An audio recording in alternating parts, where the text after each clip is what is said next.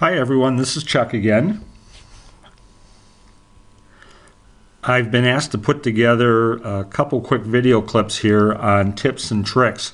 So let me pass two of them along to you to get started here. One of them is how to go about and proceed in being successful at Fresh Connection. And I guess I would extend it a little bit past the simulation to out in the real world in our careers with supply chain. A lot of it comes down to a couple things here. Number one is for you and I to have a strategy as our first thing. And number two, we have to think about alignment and working in support of the strategy here.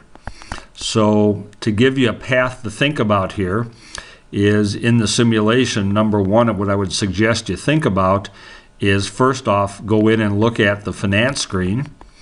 And then just go in and look at the elements of the finance screen, the income statement, and just notate those things that kind of make you go, So bonus and penalties and overtime and excess space and like that.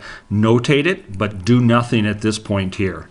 So just sit on those things, tuck them in the back of your mind, and then go back as a next step in your team and decide on, okay, what is our strategy going to be?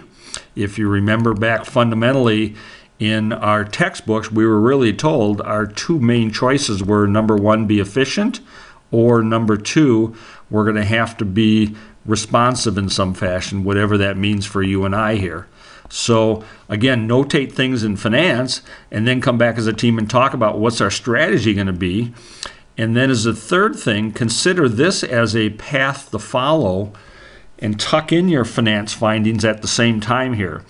So consider, even though you're going to be working back and forth and interchangeably and collaboratively, start first with sales and think about, okay, what kind of promises are we going to make to the customer? And those have to be in alignment with the strategy we pick.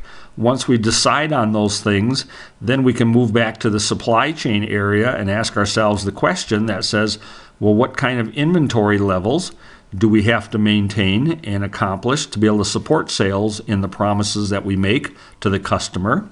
And once we know those, then we can back up a little bit further into operations now and think about, well, how do I set up my factory to make the inventory that we need in supply chain to support the promises we've made to customers? And then lastly, we can come back to purchasing and say, okay, what do I need from my suppliers to be able to perform and get raw materials in so my factory can make what's needed in inventory, so we have the inventory on level for supply chain to be able to meet the promises we made to customers.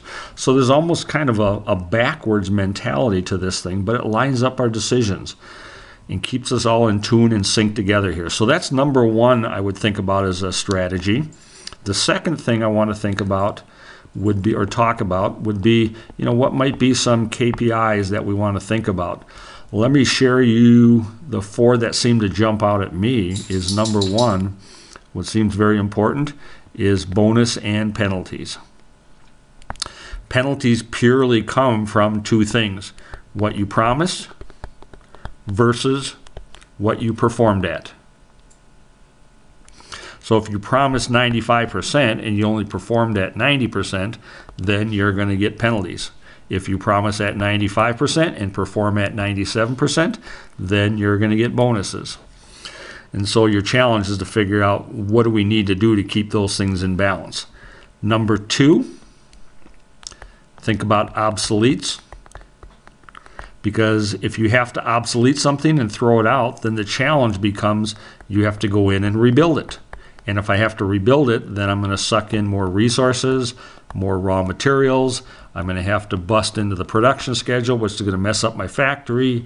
And oh, by the way, I still may have back orders until I get that solved. And if I have back orders, then I can't ship to the customer. And if I can't ship to the customer, then guess what?